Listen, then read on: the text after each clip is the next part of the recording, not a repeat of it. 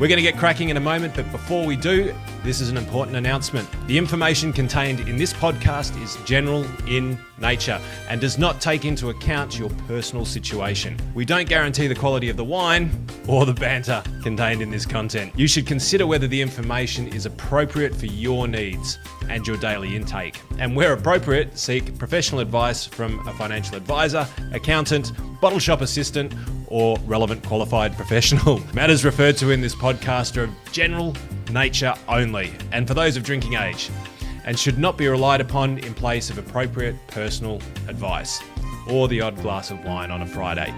To make sure you get the most out of wealth, wine and wisdom, folks, please follow the house rules. Don't be a wallflower, get involved in the chat. We love to have some questions, feedback, and a little bit of commentary along the way. You give us energy, we'll have a good time. Make sure you pour yourself a glass of something wet to wet the whistle. Make sure you get the banter flowing as well. Doesn't matter what you're drinking, whether it's wine, our favourite, beer, coffee, maybe it's a cup of tea, water, or even juice. Keep the good energy flowing, folks. There's some house rules. If you don't put your name down, we don't know who you are, you're not coming in. Don't spam or advertise. This is our little game of cricket. This is all about debriefing the week, folks. What's going on out there in the world, and hopefully get you some sanity, maybe a bit of a chuckle at the end of the week, so we can all be on the same page and keep moving forward. Make sure you respect your fellow patrons, because we don't let any old muck in this place. And most of all, have some fun and enjoy this episode of Wealth, Wine and Wisdom.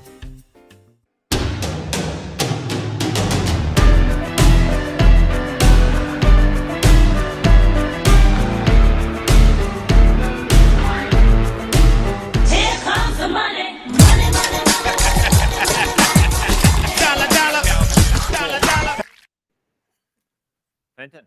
Listen, where's the wine? It's not poured yet, but can they hear us? We can see a few people online. Hey, folks, welcome to... Oh, yeah. Well, there you go. Hey, hello, everyone online and everyone in the room. Welcome to Wealth, Wine and Wisdom. We saved up. We hadn't done a Wealth, Wine and Wisdom for about 2 or 3 months. Fenton had a baby. His wife did. I don't want to take all the credit. These days, well, you never know. It is that type of show. We could go there a little bit later on. It is after hours now, 5 o'clock officially. We've transitioned from educating and advising and coaching and mentoring to pure opinions fueled by maybe a little bit of angriness, rage, and frustration, and some wine when it comes to the world of wealth this afternoon. So welcome along. We haven't seen our online guests for a while, but we've got about 40 people in the room live here tonight. Give us a shout out in the chat if you've got anyone at home there. Let us know what you're up to. Whack up the chat, fellas, so we can see who's dialing in here. Which would be great. While we're doing that, Jace.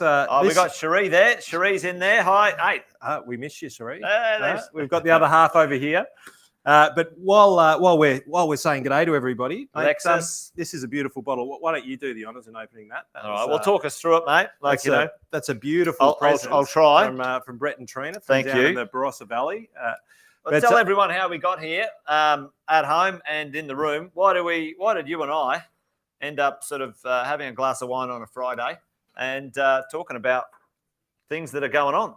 So if you're new to Wealth, Wine and Wisdom, welcome aboard. It's great to see all of you here. But Jason and I have been doing this now for 3 years. There'd be a few hundred episodes, I think, now. Yeah. And we started this off at the beginning of COVID when there was legislation dropping left, right and centre. There was false news, as Mr. Trump might say. And ultimately, there was a lot of information, disinformation, bad information that was getting around, but a lot of information that was really important for business owners, investors to know about. And unfortunately, all that was there around media was fear-mongering, and it was hideous. Well done. And so what we did is we spent the days putting our collective brains together on a Friday, just the two of us, trying to dissect the legislation and then bring some sense to our clients.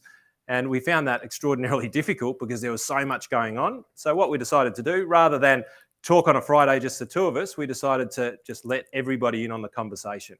And since then, we've helped businesses and investors navigate property, where most people were wanting to sell out instantaneously when COVID hit. Imagine if you'd done that. Business owners, we helped them with the government subsidies and instant asset write-offs and help them stay up to date with all of that news that was coming and helping dissect information and bring it ultimately to you guys so you can make better decisions. And so the quality of your... Jesus. It's going to be a night, ladies and gentlemen. Do you want some more? I just think it's a half. It's only one. It's a half a glass. It's a half pour. Jesus. Jared, if you're out there watching, this one's for you, mate. I'm not the only one who pours into a bucket. But ultimately, that's what it's about. And as COVID started to settle down, the media didn't. And ultimately, wealth and business is a journey that's tough enough to navigate at the best of times. And when you've got what we call clickbait journalism going on in the background, which is only going to feed you negative stuff about what's happening, our job, as we see it, is to bring a bit of fun, but also some common sense and bring some facts to the equation so that you know what's going on and it's not all about headlines. Yeah. Well, the early version, the working title was Drunk and Disorderly for the first few episodes. And, these days, the idea of a glass of wine to debrief with someone that you trust and bounce off is really the conversation. At the end of a week, you've been out there doing the do. Who do you talk to? Who do you debrief with? And, that's one of the things I value about our relationship, brother, that we get to do that. And, we thought it was special for us, not only to support each other, but also the information that we could help people with. And, welcome to the show. Yeah. How do we do it? Andy? Usually it was a little bit loose and fast, but these days we try to keep a little bit of something, let's call it a structure in play. We'll call it a structure. You can be the judge. And so we decant the week. So we have a look back, see what's been going on, dissect what's been happening in the week so that we can all have a little bit of a conversation and get some better context on what's really going on out there. We've got our favourite, which is the number one menace. And ultimately, the number one menace is, who are the people who are making decisions or creating impacts in your world which aren't necessarily helping you or the people around you. And then we look at the perfect pairing, right? We figure out, well, based on all the challenges that are out there, what are some of the great solutions and different ways that you can look at the world around you in order to make a little bit more sense in the craziness. And then we try and dissect the quality of the wine that we're drinking. I usually let Witten here do that as a wine connoisseur of many years. Mate, what do you think about this one? It tastes good, Andy. Is it a red or a white? I'm pretty sure this one's a red. You certainly have a better, what is it called, an olfactory palate, whatever that is, than I. I offended Andy mortally when I was drinking $5 wine, clean skin from a plastic glass, and he almost unfriended me. He said, seriously, Witten? And then he sent me some glasses, and they're that nice, I'm too afraid to use them. And he sent me all this fancy stuff. I'm usually, the screw cap. But I appreciate you trying to teach me and support me through my wine lessons. But it's a nice wine. It does taste well. Tastes good. I don't know, cheers, mate. You should debrief the wine or decant the wine. It's lovely. Thank you, Brett and Trina, for sponsoring this episode through buying the wine. There you go. So, guys, can we have the chat down here so we can see all of the participants back at home and we can say good day to everyone and see what's actually happening?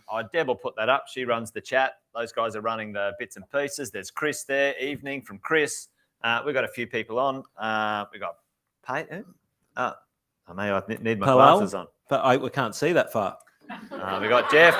There's Jeff. Too much red already. It started already. Jeff's one of the regulars. Jeff, how are you, mate? Brendan. Yeah. Welcome back, Fenton. Yeah, cool. thank you, everyone's been saying, where's Fenton gone? Well, I'm still here. Just about. So, mate, let's get into it. I mean, there's a huge amount. We've got a massive episode today. We've also got a live studio audience. We're going to take some questions a little bit later on. All right, let's decant the week. Roll the music. Decant the week. Let's do it.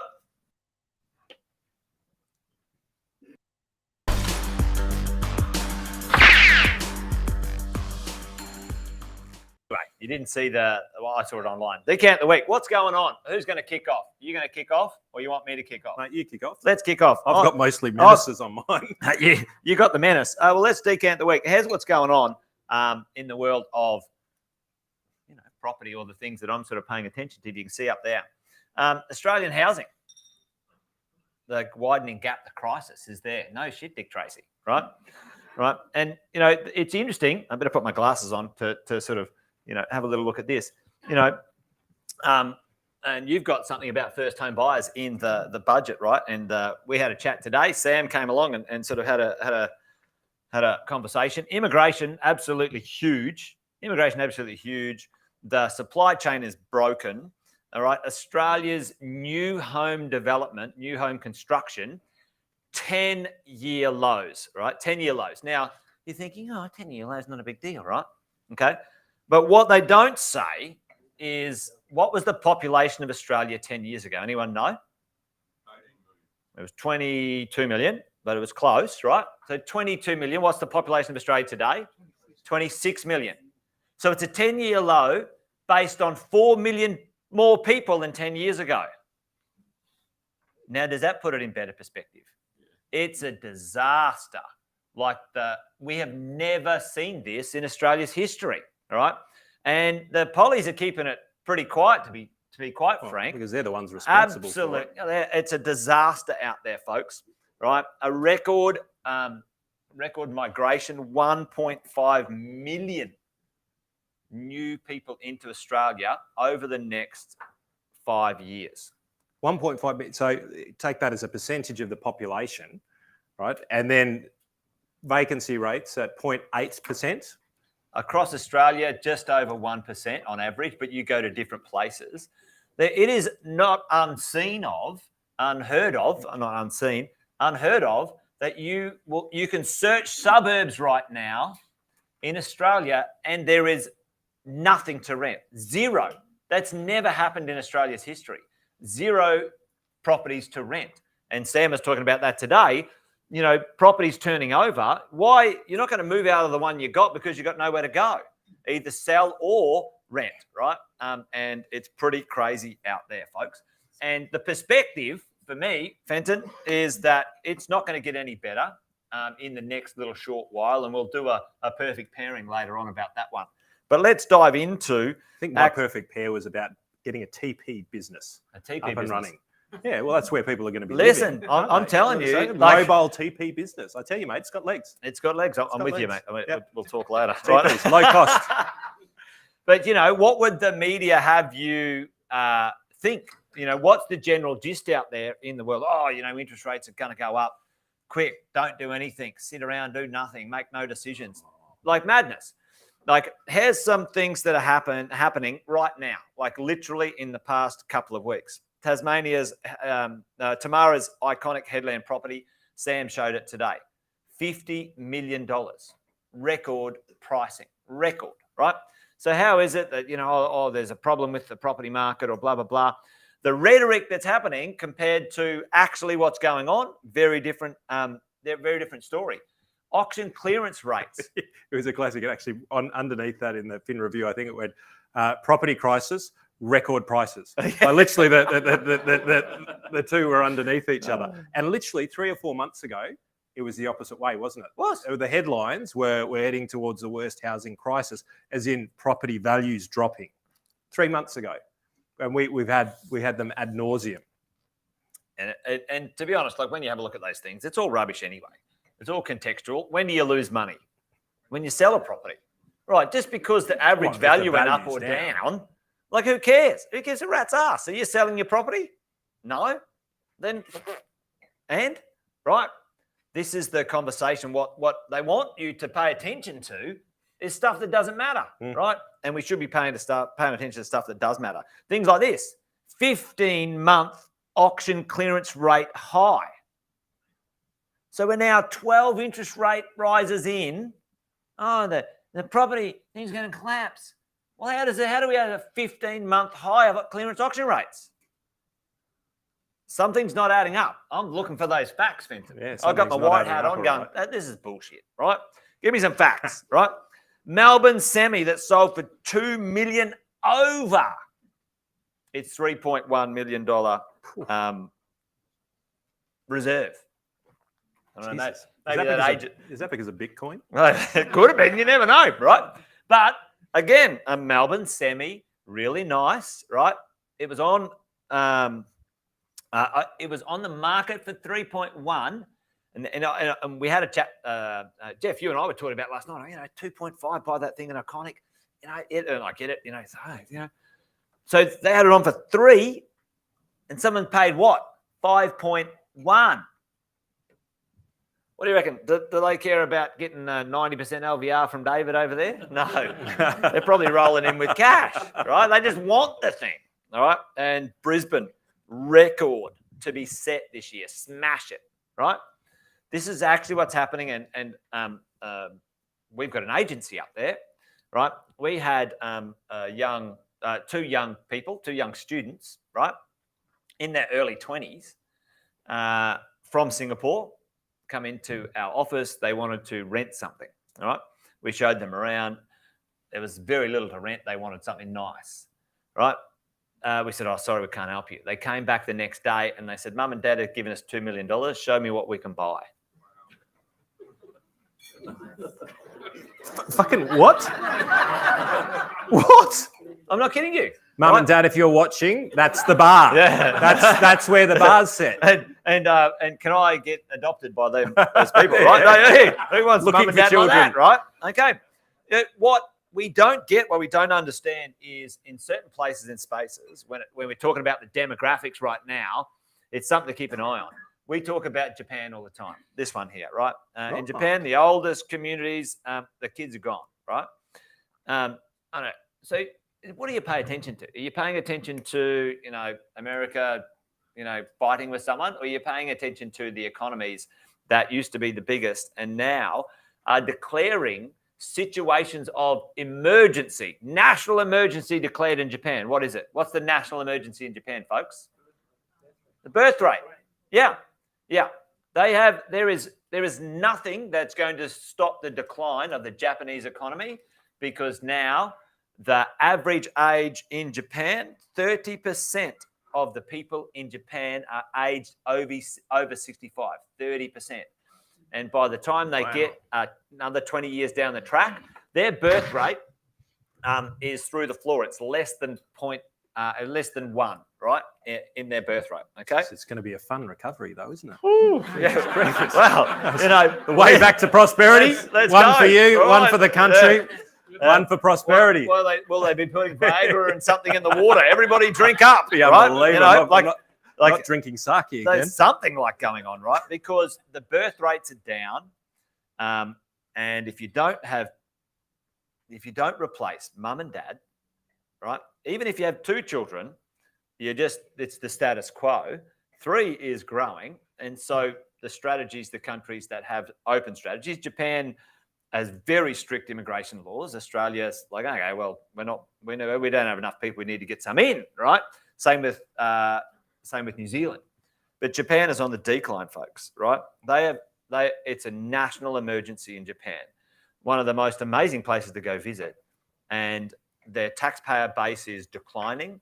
Their infrastructure will not be maintained by the population they have. They have to change that, right? Okay. Australia, I think. Whether it's smart or not, Fenton, Australia has one plan, is have people with money and skills come into our country, right? Whatever you agree or disagree with this, it's actually pretty good economically, but it's causing problems, and they're not managing it very well. If you guys weren't paying attention, for the first time ever, we did a very serious trade deal with China, our first, India, sorry, okay, in 2020, okay? And get this, right? Who's going to be the biggest population? And China just came out with, demographically, they said, oh, holy shit. They're on the decline as well. Like we've got a problem too. Well, our they're population missing is declining. 300 million people. 300 million How people? the fuck do you miss 300 million people? I thought they were good at math. Yeah, Weren't they? Clearly not. Well, it's because they go from right to left. Yeah. Yeah. Yeah. Yeah. Yeah. Yeah. All right. So, India's on the rise. Okay. So for all of us, everyone sitting at home listening in, what does that mean? What does that mean to us right now? And in my world, what does that mean to real estate, right? Here's what it means to real estate, right? Right now, we're sitting in the number one destination for Indian students. You heard Andrew talk about it last night, right? What does that mean, right? So here's the stats. Every month, right? Every month, 1 million Indian residents turn 18 every month. Every month. A lot of parties, you're dead right, every month. Jesus. Right? Australia is, and especially Melbourne and Sydney and then Brisbane, right, the preferred destination for education. We just got pipped by Canada. We used to be the number one and we're number two, right? Because we're safe, right? And on average, that country, all right, don't answer that. That country is amassing significant wealth. And by all accounts, unless China pulls a rabbit out of the hat, they are going to dwarf China by 2050, right? Right? By many hundreds of millions of people. And Australia's done a pretty good deal with them right there. So and that has flow-on consequences as well, because when you think about long-term demographics, and there's a lot of these conspiracy theories about oil, US currency, China taking over as the next superpower. You need sustained growth over long periods of time, not short mass increases, but you also need the affluent side of the equation to do that. And so if China actually starts to go into decline, and this is just theoretical, well, then that potential power shift starts to waver. Yeah. Right? Because all of a sudden you don't have the population coming back through. It's not going to keep exploding into the next realm. So capitalism, even though they're not a capitalist country, but they really are, they're a communist capitalist country. It relies on growth, which is basically the virus mentality. Divide, spread, grow, take over more. And the more that you do that, the more people, more resources are needed, the greater the size of the economy, and then all of a sudden you become a superpower. But if that goes out of whack, and then all of a sudden you end up with a lot of internal problems, and you end up with, and I wouldn't want to say it, but the days of Tiananmen Square, where you end up with social uprising, because what ends up happening is you end up with too top heavy, which means that the young are trying to support the old, and there's not enough money there. And as a result, something has to give. So when we talk about geopolitical issues, long term, I think this is something that we need to kind of be looking at, because people are always worried about the conspiracy theories of China becoming the next superpower. And I reckon it puts that into an interesting balance mix. Well, it's interesting. We did, some of you guys might have seen one of the demographic political fellows that we heard at. Wasn't Dent, was it? No, it wasn't Harry Dent. Wanker Dent. No, not that guy. Don't listen to that guy. I start crying every time he talks. He accidentally got it right once, and he's been flogging his book for 30 years, like turkey. Anyway, the idea right now is that those who have the most people in their economies are going to take the economic power. That has always been the case, right? And we've only experienced, and most of us haven't lived, 200 years or something. Anyone got any like elixir of life or whatever, right? So, 200 or 300 years ago, if you had the most people, you had the biggest economy. Yeah, right? Then comes along, the Industrial Revolution. And so if you've got machines and you know how to operate them and you can do that stuff, the likes of America and other places, they industrialized quicker than those places that couldn't. Yeah. Right now, everyone else, there's the same machines in America that there is in China. There's the same machines that there is in America as there is in India. They're all the same machines. You can get them all over the world. Matter of fact, you can get them cheaper and better and faster locally because they've just copied them, right? Okay. So now what's going to happen, they've got the machines, everyone's got access to the internet, or most of the people that we need to, they've got the stuff. Now what's going to count? The population. The population. Now that counts. Now when they all know how to use those tools, those machines, that technology, and there's $1 billion, $2 billion in that economy, in that GDP, it's absolutely 100% going to happen. The biggest population will be in control. Now, I don't think that's going to be bad at all. I don't think it's going to be like, oh, you know, I think that's a silly sausage way to look at things. Shall we manage our own country? Yeah, sure. Totally, 100%. The interesting thing is that Australia has a 2050 plan, and Sam mentioned it today. What's the 2050 plan? What's its number one thing? 40 million people. Doesn't talk about its GDP, doesn't talk about its companies, doesn't talk about anything. Why does it need 40 million people? Sustain. When we have 40 million taxpayers in this country, we will be unstoppable. Our ability to be an amazing country is only held back by our lack of population and infrastructure. And leadership. Oh, well, you fuck up. Actually, true. Let's get some leadership. Like you know, and I'm a big fan of that. Like, which leaders in this country? Who's going right? We got to. They've got this 2050 plan, but they're making decisions based on like 2 weeks of getting popular vote. It drives me insane. Anyway, I'll get off track, Vincent. Last but not least, for me, have a look at that. Have a look at that. Where are the skilled workers coming from? Where are they coming from, folks? India. Yeah. And no one noticed it. Nepal. Wow. Look at that. Yeah. Almost as many as. Yeah. Right. This is the sort of thing that we need to understand. All right. Here's what I know. And it's not profiling, and hopefully no one takes offense to this. We know this because we have a lot of new immigrants to the country in our property coaching mentoring program. They come from different places in the world, and they go, "What? You can like join and get coached, and people will fucking show you how to be wealthy in this country." Fucking mind blowing. They're like, "Take my money." Like, I'm not kidding you. We have families getting together to afford to do this stuff, and they're like, "This would never happen where I come from." Are you serious? You're kept in a caste system, or you're kept here, right? What we experience is those who come from medium density, high density living, right? Usually Asian populations. They love the inner city high-rise buildings. They love those buildings. That's their lifestyle. They love that lifestyle, and Australia's like amazing.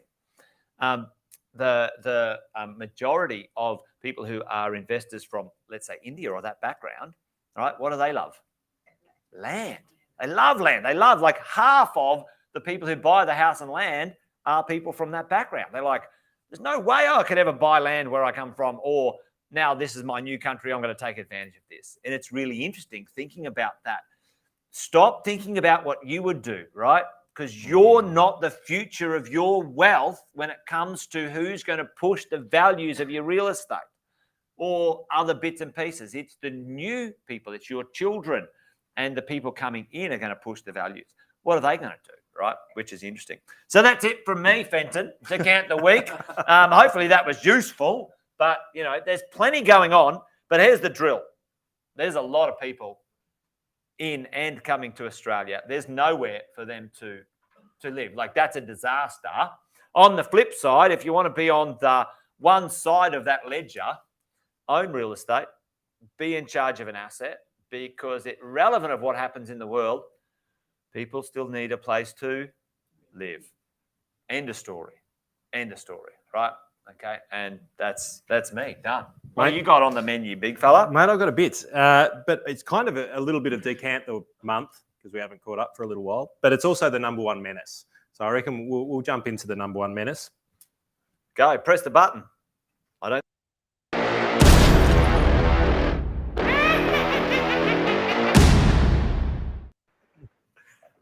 So if we jump onto my slides here, look, the number one menace, at it again. They never stop. We've got the government. And so does everyone understand that right now we're combating inflation? Does everyone get that? You at home, do you get that? So that all of the policies around should be focused on slowing down inflation. Would that be fair to assume? It'd be fair to assume, wouldn't it? I mean, the politicians are going pretty hard at it at the moment, aren't they? Are they? Yeah, well, they're going. Inflation is a massive, Let's massive stop issue. inflation. It's a problem. I think we've got some issues with your share slide, but you keep talking, and we'll sort it out, folks at home. Stick with us. Technical difficulties, but I'm sure the technical team will work it out. So, number one menace, obviously, it's the government. But let's have a look at this. So, no, they should be fighting inflation right now, right? Because interest rates are going up, and they should be fighting inflation. Fair to assume? Yes. Yeah, they want to get inflation under control. Arguably, would be the number one thing that they need to be focusing on. So what I'd love to share with you guys is all of the government initiatives that are around at the moment that are fighting inflation. All right? Are you happy? Can we talk about this? Is this a useful conversation? Because as business owners, when something goes wrong within our business, right, we go in there and we go, well, let's fix what's going wrong. Right? So let's have a look at all of the government inflation fighting initiatives. Right? So number one, first home buyers. Brilliant. Housing is getting too expensive right about now. So what do? We give people more money to go and buy more houses. So just help me out, Jace. What happens when you give money? When you give people free money to go out and buy a house, what does that do to house prices, all other things being equal? Wow. It goes up, Andy. Well, it goes up, doesn't it? Inflation, no, they fucked that one up, didn't they? So, yep, inflation fighting mechanism number one. Their way of actually combating inflation is to give people more money so that they can then afford to pay more for a house. And then what happens to housing prices? They just go up to compensate. It's already happened before. They did it in the middle of the COVID crisis. They gave significant grants to all of those people who then went out and took advantage of it. But property prices almost went up by about 10% in a month. Well, you give away, and we did it and depending on which state you were in, it was between the $50,000 and $65,000 of real cash in your pocket that you did not have to save, you did not have to find, you did not have to earn, nothing. $65,000, right? So crazy. Does anybody remember Gough Whitlam? Oh, yes. Oh, yeah, don't say it so passionately. he monumentally fucked the country for quite some time. But Gough was a great example of what happens economically. He went and raised public servants' wages by about 25% overnight and caused the greatest inflation spike Australia's ever seen. And that ended up causing Australia to have those 19% home loan rates. Right? Has anybody had a 19% home loan rate? Yep. So some people have in the room, right? Now you need a certain amount of ilk to have experienced that, but most of our parents have experienced that, and that was an absolute horrific point in time. I'm going to need the next one on that, right, just so I can actually see it. I'm sure you can fill in. But so, this what's my point? What am I even talking about? He's already had too much wine. All right, there we go. So Gough. So ultimately, that was the big test case, whereby if we give people more money, they spend more money, they buy more stuff, inflation goes up, we've got to get it back under control. So government's first initiative to fight inflation this year was to increase the home buyers again. So, yeah, not going to work. And how they increase the home buyers, you know what they did? I know you can't afford to buy yourself. So, you know what? Friends, family, or anybody who gives a fuck about you to get together. You don't have to be related anymore. Just get together with someone you meet and buy a house. Just somebody do something. 2 or 3 of you at least. Get into it. How's that as a solution? You know what? We fucked it up that bad that nothing works. So we'll just say, listen, just have a crack, whatever. I went out to Chase's last night, met this beautiful girl, and we bought a property together. Yeah. It was amazing. Got our first home buyers grant. So number one, not working, right? Initiative, they're talking it. And what I'm really going to show you here is the duality of what's going on, the irony of their talk, because ultimately political ambivalence, we've been fighting it for a little while, but everyone should get off their ass and actually start asking questions about this stuff of their ministers in their local areas. What's another one? To put more money in people's pockets, they raised welfare, didn't they? Yeah. They raised welfare. So let's just have a look at the second and third flow-on effects from this. So in a period of time where unemployment is at its lowest point or in the history of Australia, they raise welfare payments. Who's finding it difficult to hire people for you? Yeah, I mean, I am like this, right? I've got 20 jobs out, right? Can't get people, right? Okay, so maybe maybe we should, not give free money away. Maybe we should say, hey, listen, why don't you guys Go to work, maybe, or put some more constraints around how it operates. And I know that there are people who need these measures in place, but as an inflation fighting measure, put more money into people's pockets. What does it do to the cost of goods? It goes up. So second initiative from one of the budget initiatives doesn't work as well. So they're doing well with their inflation. It's a good thing they're not firefighters, these politicians. Otherwise, the country would be on fire. So the next one, which is a classic. So this is going back to Gough. What have they done? They have raised the minimum wage by 5%. Raised minimum wage by 5%. More money in people's pockets. What does that do to small businesses who rely on that? Yeah, it increases their bottom line, what's the second and third flow-on effect from that? In times where costs of goods are very, very high, what is the 1 and 2 and 3 year effect on that? Yep. Less people employed, more businesses fail because they pushed up the wage growth. But what happens to inflation for the next 2 years? It goes up. But it's an interesting one, and dovetailing that one into immigration, right? So I can't remember who I was chatting to about this, So someone is new to Australia or is on a working visa or something.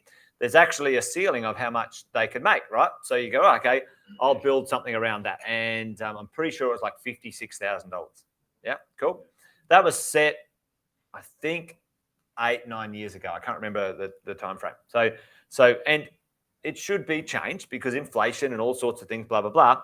So it was set, and now in one foul swoop, it's going to go from 50-something thousand to, I think it's 72,000 or something like that. Was it $70,000? Right? So every single business who has someone in a role in that way, right, is now their cost, like do the math on that, straight up, right? And what does that do? Drive inflation, right? So, and I'm not against the idea that it should have been sorted, but you know what? The gutless, spineless politicians should have been indexing it every year, so everyone built their businesses around it, not like spineless, I will avoid that because that might get us a vote, right? And now when the tough times come, it makes it worse and worse and worse. It pisses me off. And this is a problem about the double talk. And this is what I think is so important, is that we understand the double talk, because you get peppered with so much BS, you start to believe it. So let's have a look at the next one. They've done really well. They're 0 from 3 now. So how's this? This is the most outrageous thing I've ever seen. I'll conspiracy theory this one. Land releasing. Oh, sorry, no, I won't do that one. I'll do the next one. So you would think, given that we've started to identify that we're in a serious property housing crisis, you'd start to think that maybe they go, well, what would be actually? Let me ask you guys, and in Zoom, what would be the first thing if you're a government and you go, well, look, there's online, not enough dwelling. It's online. Oh, Zoom, online, yeah. Jeepers creepers. It has been very specific in here today. What would be the first measure that you would do? What was the question? I don't understand. If you had all of these housing shortages, yes. What would you do as a government? What would you do? If you were the government, what would you do? That's what I'd do. But maybe on one eye. I'd probably go a little bit further back. What do you need to do? What you'd stop people from coming in, but release land, cut the red tape. Yeah. It takes on average about 7 years to go from greenfield to something that can be developed, and then it needs to be developed. So if you understand right now that we've got a massive shortage and there's a big problem, wouldn't you start to do initiatives about releasing land? Do the one. What was the budget and the wording in the budget? We're going to support rent to build or build to rent. Well, see, that's my last one. Oh, yeah, okay, yeah. That's my last one. I won't steal it. But let's go there anyway. So what they're doing right now is they're not releasing more. You'd be going, well, if we're going to screw it up, let's at least screw it up so that it creates a different problem down the track, like maybe an oversupply. But at the moment, they're not even doing that. Too lazy. Not too lazy. So what does not supplying anything to a system that is demanding that do? So if you've got a scarce resource and you hold it back so there's less of it in the system, what does it do to the price of it? Puts it up. Puts it up. Inflation measure number 3, nothing in the budget, not fighting it. I'm going somewhere with this. Victoria. You know what they did? They said, listen, let's spend $5 billion on building some missiles. Yeah. What's that going to do? That's not going to help housing prices anyway. Keep going. Well, it'll help shoot down some whales. Then they've got the Victorian land tax. This is unbelievable. Like, this is down in Victoria. So they've increased land tax they decreased the threshold of land tax in Victoria. Oh, that's proposed, I think, at the moment. I'm not sure if it's through yet. They took it down from $300,000 to $50,000. Has anybody seen a parcel of land for sale in Victoria for $50,000? You might be able to get a salada, right? Somewhere on the beach, a little salada. No, so literally so this is meant to curb the cost of housing. It's meant to, be disinflationary. And so just riddle me this. You've got a property in Victoria. You're just paying now an extra 2% tax on that. What are you going to do? Put the rent up. What does that do? It's inflationary. They're 0 from 5. And then we've got great, mate. They've got the build to rent initiative. And when I was reading through the budget in this, I found the most wonderful wording. It's amazing. It's like this stuff gets proofread. I'm dyslexic. I can barely read, right? But when I came past this, it was one of those wonderful glory moments where you just marvel at the stupidity, right?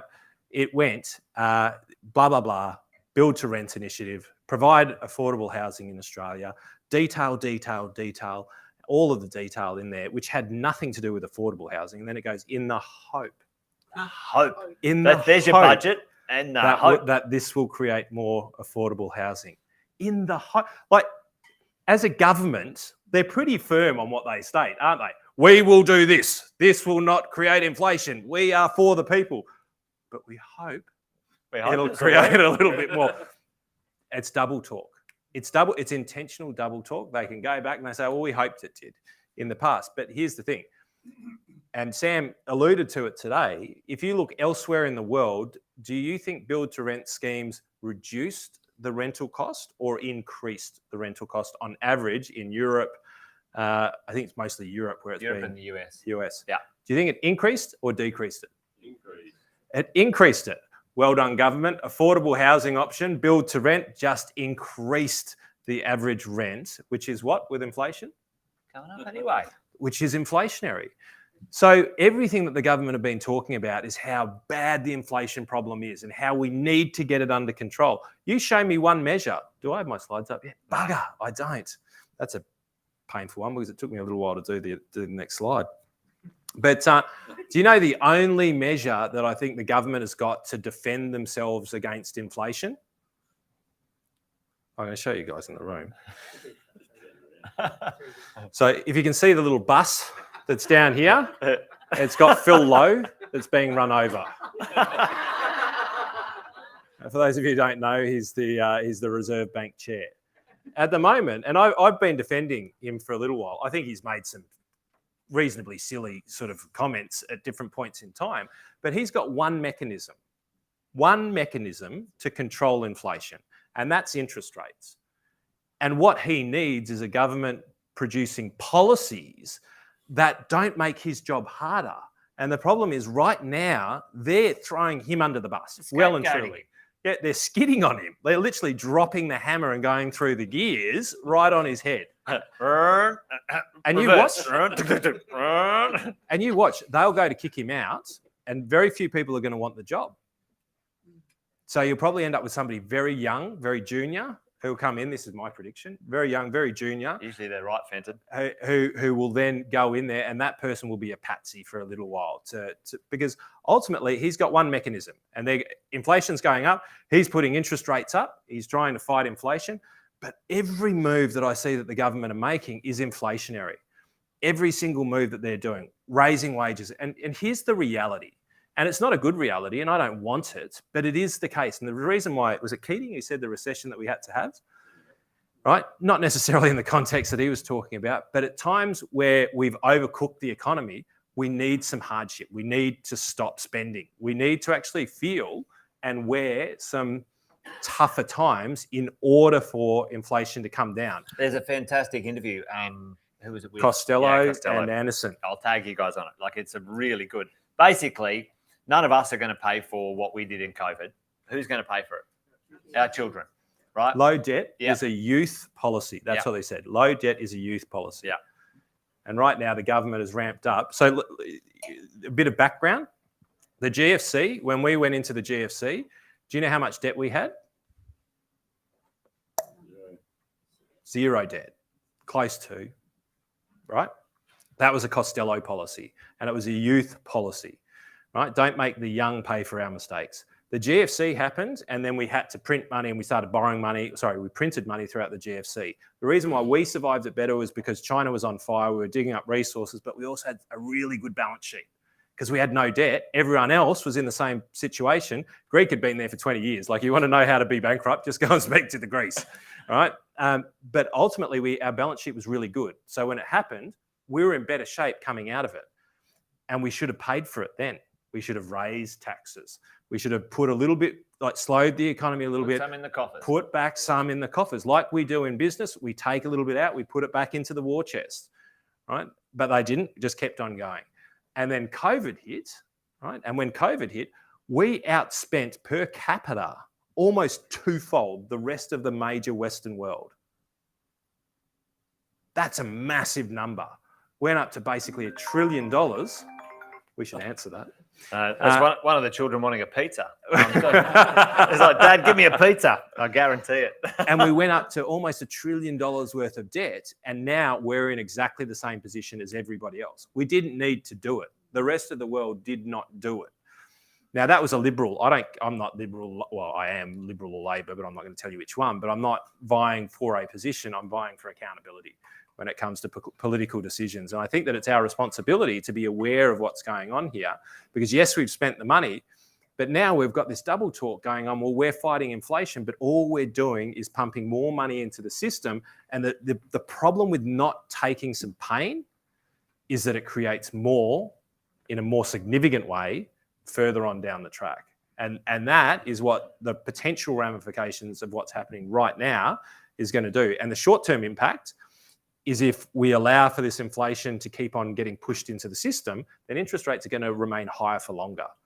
The problem is they're saying, well, you fix it, Low, and Low must just be sitting there going, you have got to be joking. Well, let's talk about that one, because most of you might think I would prefer lower interest rates. I do not, right? Because when we had low interest rate, what happened for 10 years to our rents? Fucking nothing. Low interest rates are shithouse. They're bad for your income, right? Okay, 5 to 6% is good, because you know what happens? Rents go up super consistently, right? Okay, values are detached from rents because of other things, right? You know, desirability, all that sort of jazz, right? Ability to borrow, disposable income, blah, blah, blah.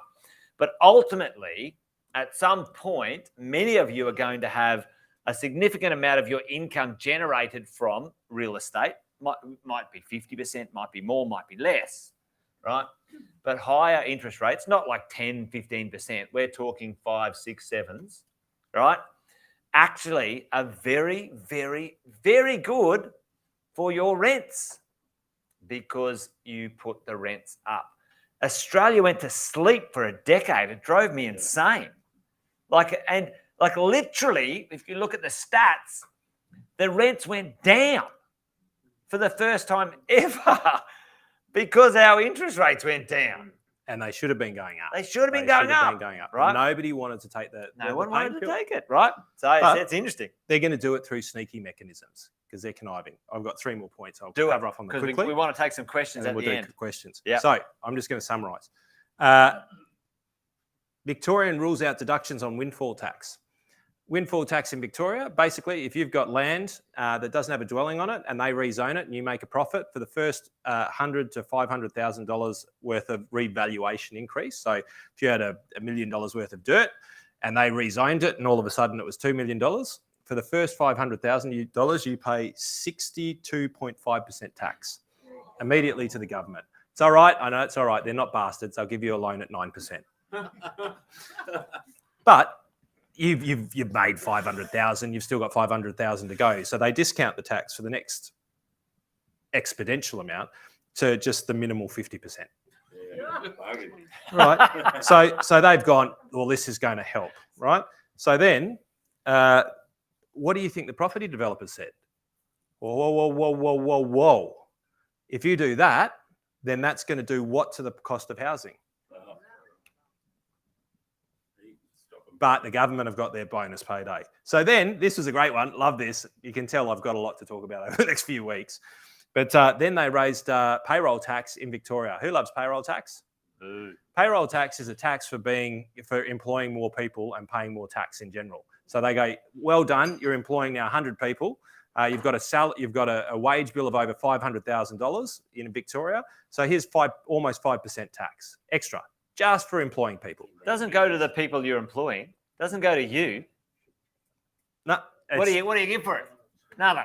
It's like, and here's the thing, you don't want to employ the next person, do you? You want to go, let's keep it under so we don't have to pay 5% on all wages right across the board. And they bundle you and stuff, yes. So I love the quote because it was and there's this brilliant photo of Dan Andrews looking at Tim in the photo, the Victorian Treasurer. He's like, I think it was like, did he really just fucking say that? And it was, Treasury insists payroll won't cost jobs. Payroll tax won't cost jobs. I can bloody guarantee you it will. There is no way that is going to do anything for jobs in Australia. So here's the thing. Everything that's happening right about now is about taxes and it's all inflationary. I don't actually know of any disinflationary measures that they've got other than throwing Lowe under the bus, literally. And he'll get out of there. He'll just be like, that was a shit fight. But do you want to go to a positive thing? Why not? Yeah, let's go to positive. Mightn't really be positive. So Apple Pay. Did you hear about Apple Pay? I did. Apple Pay. Does anybody know about Apple Bank? Does anybody know about Apple Bank? Interesting. All right. Well, let me ask you this question. We live in interesting times. If Apple created a bank account which had reasonable interest rates in there and launched that, how much money do you reckon they would make in the first 4 days? How much money do you reckon they would attract as saving deposits? Well, shit, that's high.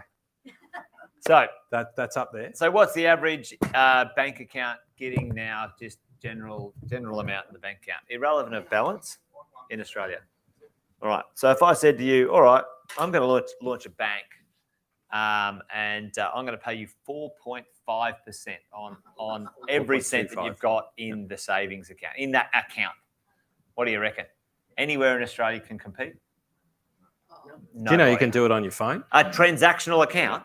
It's an everyday account. It's not locked away. It's not nothing. You can Apple Pay. You can Apple Pay. You can buy Apple TV on it too. Apple. Yeah. Oh, yeah, there you go.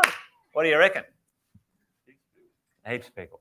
In the first day, $4 billion in the first day out of the American banking system went from 0.5% interest to 4.5% in Apple's bank. So let's have a look at the downstream effect on this. One of the big things that I'm worried about in Australia right now is the fact that they're looking at the franking credit system. And in this room, we talked about franking credits, right? And we'll talk a little bit about it tomorrow. One of the reasons people invest in Australia is because we have a dividend franking system, which basically means the company pays tax. If you're the company, you make a $100 million profit, you pay, I'll pay 300, 25 or 30% tax. 300 million in tax. You'll pay 30% as a large company listed on the stock exchange. Yep. You pay the extra 30%. Now, when you distribute money to your shareholders, because you've already paid tax on that money, when that money comes back, if I've got $100,000 worth of dividends, it comes with a $30,000 tax credit, right? Because the money has already been paid, the tax has been paid, so you get 100 plus 30. So $130,000 kind of comes across to you, and then that gets put onto your tax Part rate. of the central tenet, the foundation of Australian tax system, is it's illegal to be taxed twice. But that didn't bother most of the state governments a moment ago. But anyway, we won't go there. So now that they're exploring, but this is very much linked to Apple Pay, right? Because if one of the reasons they invest in Australia, one is safe, right? It's safe. But one of the reasons it's safe is because people want to invest here and we've got a good banking system. But it's also the franking credits because they're incredibly attractive. So let me ask you this. If the franking credit system didn't exist, right? So you didn't get that franking credit, you got the $100,000 is what you got, and you had the choice of investing in Apple Bank or CBA, who would you invest in? But there wasn't a single person who said CBA in the room here. Right, and here's my real issue, and what's happening at the moment is they're toying with the franking system. And whenever they start toying, it's usually a sign that if we start manipulating this here, then it's like a gateway. Then we overhaul and people won't notice subtle changes over time. If we lose the franking system in Australia, which isn't on the cards right now, but they're toying with it. But if we lose that franking system in Australia, then the whole market is, what would you invest in Telstra? Or would you invest in Skylink? Would you invest in Wesfarmers? Or would you invest in plug in a super Audi over in Germany? Thank you. It takes away our competitive advantage as a country. One of the core benefits and one of the core reasons that people invest all around the world, one of several, but a core one is because of the franking credit system, and it's also in many of your super funds. And even Australians would start to go, well, if I don't get the tax benefit, why wouldn't I just go for the best company in the world in banking, in food, in replay? And then what that does is that puts us on a level playing field with the rest of the world. And as 2% of global GDP, so as 2% of production in the world, do we want to be competing with the rest of the world on a level playing field? No.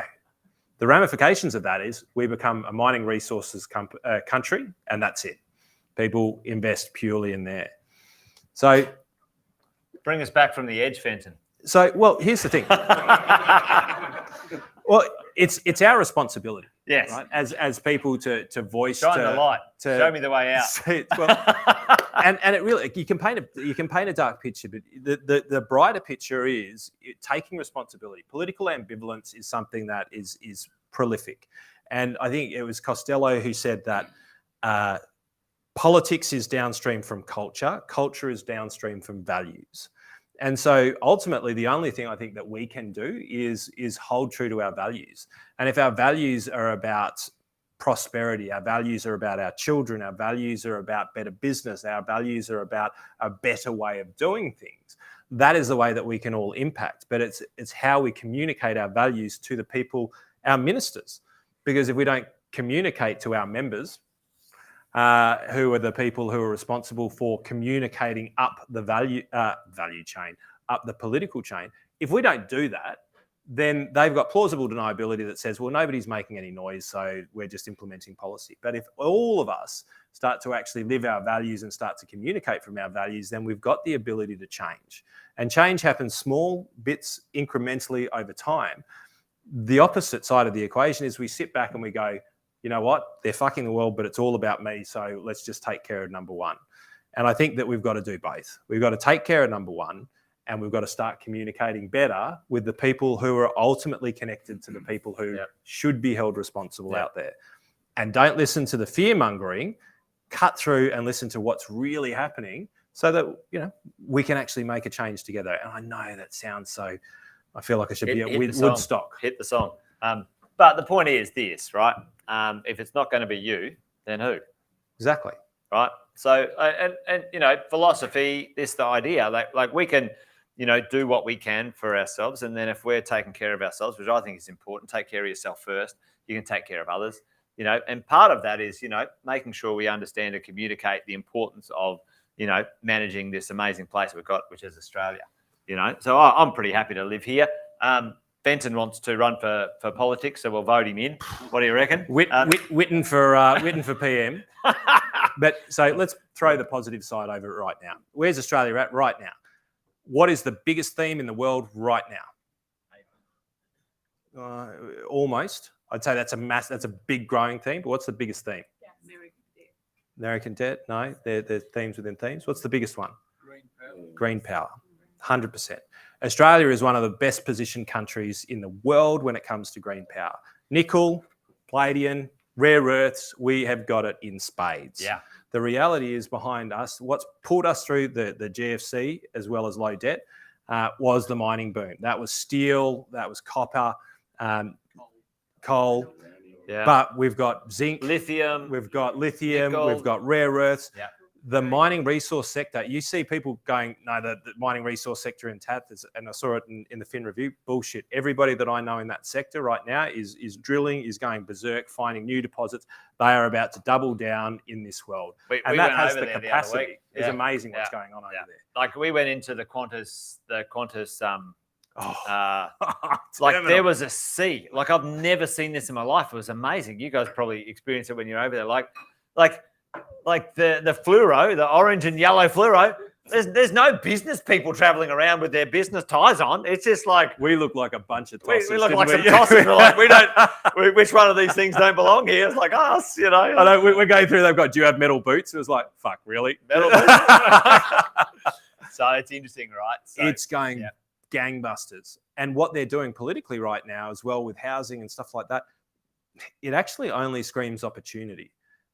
There's obviously, sadly, and I want to preface this, it screams opportunity for those with the ability to look past the bullshit and those who've got some resources to take an opportunity when they see it, right? And so, you know, put this in perspective, in my world, we were talking to our, you know, world of property investors, like owning a property in Brisbane within 20 kilometres of the CBD for under $500,000 a house, was going to be extinct. It's never going to happen, right? And 5 or 6 years ago, that was completely possible, right? You know, within 20 kilometres of the CBD of Brisbane right now, a house less than $1 million is almost impossible, right? These are the things that all of us, opportunity, if we understand what's going on, or we sit on the sidelines and see some things and look for maybe the negatives in it, right? So why don't we take some questions, Fenton, before we whack lyrical and wine takes the sideways right-hand turn. 100%. Let's do a couple of questions because Debs is going, yes, take more questions. Yes. Oh, no, Deb's saying, get off, Withead. Get off.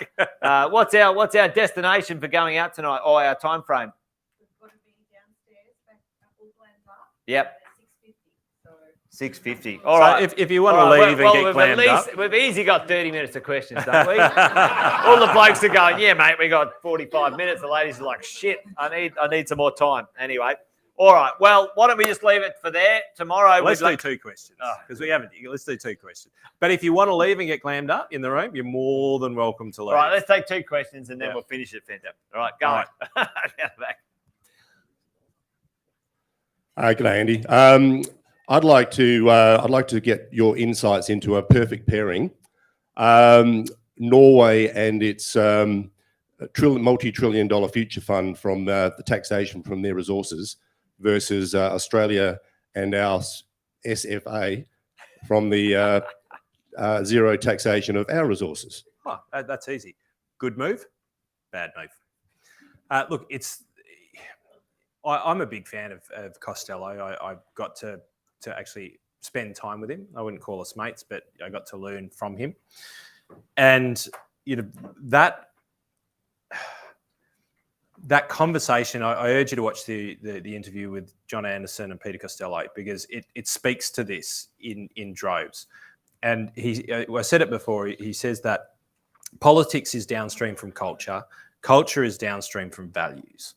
Now, when you look at Nordic countries and the way that they operate, their value system is around community. Their value system is around country, right? And I don't want to get too contentious here on the Australian views, but in Australia, it's not uncommon to say that, you know, Invasion Day, right? As an example, I don't want to go into too much about that, but people persecute Australia for being who we are. Every single country in the world has decimated the population that lived there before they took over that land. So let's understand that universally, from when there was 1 or 2 people, that every country was taken over basically by another country. Now, that's not nice, but that's the reality of the world. But when you look at Australia as a colony, Australia has done incredible things. It is the most successful colonisation in the world, right? And when we start looking to ridicule our past rather than embracing the great things that come from it, then our values get lost. And when our values get lost, then we care less about the outcome, and it becomes more about who? It becomes more about me, not us and we. And as business owners, we're always talking about we, not I, not you, it's us. And if I was to look at one thing, because the politicians respond to pressure from people, right? Now, they can cultivate a toxic culture and a toxic value system, but it takes time for that to happen. Now, when you do go over to Scandinavia, there's a very different value system, right? Their alcohol tax is through the roof because of suicides and things like that that happen in the winter months, right? And they value the work that they do. They pay their taxes. They have an incredible education system where you can go to university basically your whole life until you find your way in the system. They've got a value system that's built around this. And in Australia, somewhere along the lines, we've lost our values as Australians. And as a result, we've allowed the good work that we do as people to be squandered in the taxation, and ultimately it's by the politicians, right? But they're not solely to blame. There's a cultural value shift in Australia. And my belief is, until we can fix that, then it's a me system, and we don't prosper in me systems. Does that make sense? Me versus we. Yeah, me versus we. There's another country in the world that's a we system, which is Singapore. Anyone know Singapore?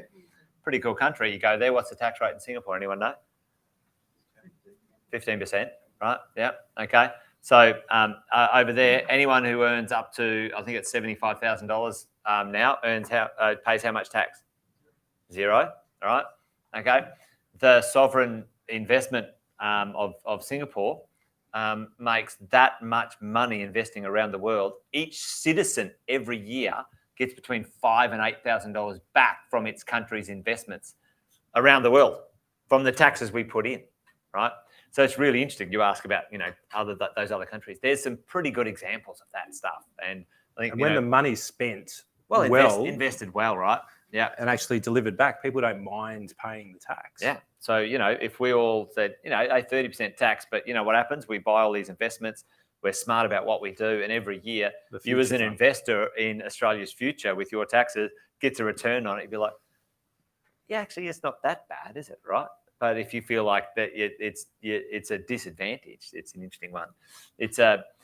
There are great examples around the world to aspire to. And one of those is, the one you mentioned in Japan, and not Japan, but Singapore and other places. They do really well with their economies, with the money. Yeah, I agree. I don't know. Other than moving there, we've got to take care of where we're at, don't we? Really, Australia, moonshine. Huh? Any other questions? We'll take one more because we've got to get going. Dr. K, I'm just still confused. Like, the question is, why are we not taxing our resources to make a future fund for our country like Norway has done? I thought you sort of thought it was the allocation of the tax that's already in place. Why are we missing out on creating a wonderful future for our people? Because we got with a resource that is finite. There's a link there, right? And the link that's broken is the allocation of the resources. So the challenge right now is that we can tax everything, right? But if we do not hold that money and spend it well, it's just good money after bad. Now, but we're not taxing them, the resource companies. So there's multiple different levels of this, right? So we can push companies in order to pay taxes in different countries, and they're trying to manipulate the system so that they can't avoid paying taxes out here. But typically, larger companies are smarter than governments, right? And as Kerry Packer said, what's the saying? You get the A-class students work for the C-class students, and the B-class students work for the government, or something like that. Like, often, the entrepreneurs end up employing, unfortunately, maybe the smarter people in that sort of space. But and we can tax them, but ultimately, if that tax money isn't reserved, doesn't go into a future fund right now. And I think that's the big question. It's like, where does the tax money go? Where is the tax revenue going? In Victoria, it's gone into Eastlink, that turned into Westlink, that turned into Northwest Link, which is now linking nothing. But it's been multiple billions of dollars that has just been pushed straight down the drain.